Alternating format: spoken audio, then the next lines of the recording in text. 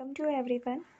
Narsingh versus state of Haryana, इस judgment में supreme court ने ये हेल्ड किया था on the failure of the recording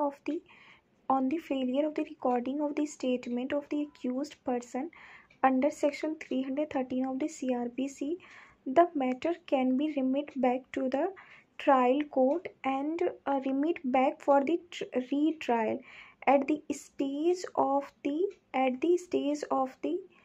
at the stage of the recording of the statement under section 313 where the irregularities has been happened.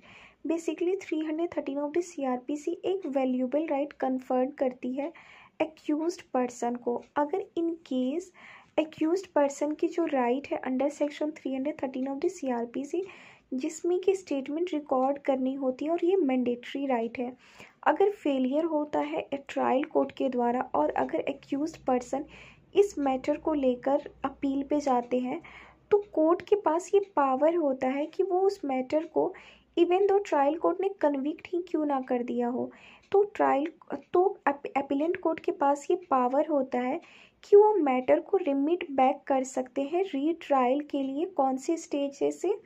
जिस stage से irregularities start हुई थी। तो इरेगुलरिटीज़ कहाँ से स्टार्ट हुई? On the recording of the statement under section 313 of the CRPC। Then appellate court retrial के लिए डायरेक्ट करती है ट्रायल कोर्ट को कि आप अगेन मैटर को कौन से स्टेज से इंटरटेन करेंगे? जिस स्टेज से रिकॉर्डिंग ऑफ द स्टेटमेंट होनी थी एक्यूज्ड पर्सन की under section 313 of the CRPC। ये जो जजमेंट है नारसिंह वर्सेस स्टेट ऑफ हरियाणा, जो मैंने वीडियो में ये अटैच्ड कर दिया है, इसके ये सारे प्रिंसिपल्स को आप नोट डाउन कर लीजिएगा। ऐसा जिसमें एक्सप्लेन करने वाली कोई बात नहीं है, but Narsingh versus state of Haryana की जो जजमेंट है वो लैंडमार्क जजमेंट है कि क्या ऐसा होता है अगर स्टेटमेंट ऑन द रिकॉर्डिंग में फेलियर हुआ है ट्रायल कोर्ट के द्वारा, तो क्या मैटर को रीट्रायल के लिए कोर्ट डायरेक्ट कर सकती है ट्रायल कोर्ट को कि आप मैटर को वहाँ से कंसिडरेशन में लें जहाँ से इरेगुलरिटीज स्टार्ट हुई थी। तो हाँ, ऐसा होता है और इस पर ये लैंडमार्क जजमेंट है नारसिंह वर्सेस स्टेट ऑफ हरियाणा। तो आप ना वैसे सेक्शन 313 से रिगार्डिंग बहुत सारे जजमेंट्स पढ़ते होंगे।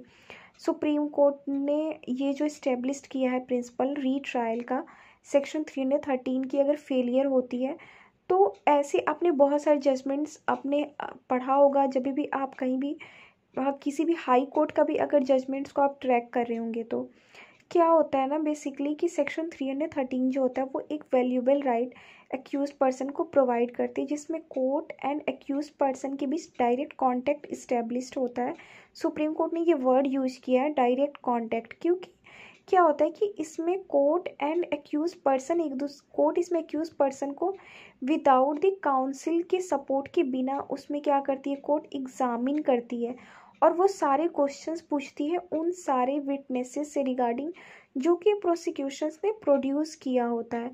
उस विटनेसेस से रिगार्डिंग भी पूछती है कि आपका इस विटनेसेस से रिगार्डिंग क्या आपकी ओपिनियन है कि क्या आपके केस में ये सारी चीज़ें हुई थी या नहीं। वो सारे इंसिडेंट के बारे में पूछती है। तो इसलिए सेक्शन 313 एक बहुत ही वैल्यूएबल राइट है और अगर एक्यूज्ड पर्सन को वो राइट प्रोवाइड नहीं किया जाता है at the stage of recording of the statement under section 313 of the CRPC, then appellate court के पास अगर अपील पे जाते हैं इस क्वेश्चन को लेकर, कौन? ऑब्वियस सी बात है एक्यूज्ड पर्सन। तो कोर्ट क्या करती है, मैटर को रीट्रायल के लिए और रिमिट बैक कर देती है ट्रायल कोर्ट को कौन से स्टेजेस से, अंडर सेक्शन 313 की, कि आप यहाँ से स्टेटमेंट रिकॉर्ड करें। इवन कन्विक्शंस भी हो जाता है, देन उस कन्विक्शंस को भी कोर्ट रिजेक्ट कर देती है क्योंकि इरेगुलरिटीज़ हुई होती है अंडर सेक्शन 313 में। और जो ये इरेगुलरिटीज़ होती है वो क्यूरेबल नहीं होती, क्योंकि बहुत सारे ऐसे क्वेश्चंस आते हैं कि क्या ये क्यूरेबल है या नहीं। जो अगर सेक्शन 313 की अगर स्टेज पे इरेगुलरिटीज़ हुई है तो ये क्यूरेबल नहीं है, इसमें रीट्रायल ही होती है। और अगर आपको डिटेल में समझना है तो आप मेरे प्रीवियस 3 वीडियो को देख सकते हैं सेक्शन 313 से रिगार्डिंग। आपको सेक्शन 313 बहुत अच्छे से समझ में आ जाएगा और मैं इसलिए सेक्शन 313 में बार बार वीडियो बनाने का ट्राई करती हूँ क्योंकि ये एक ऐसा सेक्शन है, अगर आपने इस पे पकड़ बना ली तो आपको ऐसा, हाँ मैं बोलूँगी कि आपको इसमें बिल्कुल कमांड होना चाहिए। इससे क्या होगा कि आपको कभी भी फाइल अगर आप पढ़ रहे हैं किसी भी मैटर की, अगर आपके पास एज अ जूनियर भी अगर है, अगर आपको ड्राफ्टिंग दिया जा रहा है तो आप इजीली इस स्टेज को भी वहाँ पे पॉइंट आउट कर सकते हैं। और आप अब सबमिशंस पे भी जा सकते हैं, अपील भी फाइल कर सकते हैं और ये सबमिशंस भी दे सकते हैं। सेक्शन 313 को आप रिसर्च का एक वर्क भी रख सकते हैं अगर आप कहीं आर्टिकल पब्लिश कर रहे हैं, क्योंकि आर्टिकल पब्लिश भी करना चाहिए, अपने लिए आप कुछ रिसर्च वर्क भी रख सकते हैं। तो सेक्शन 313 आपको बहुत हेल्प करेगी।